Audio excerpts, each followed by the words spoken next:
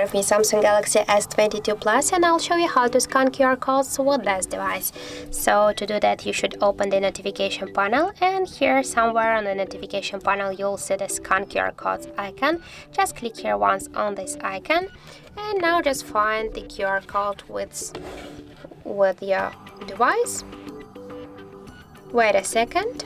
And here you can see that we can open our QR code in browser, or also we can copy this link and then we can manually open it in browser, but we'll just directly do that to open this in browser.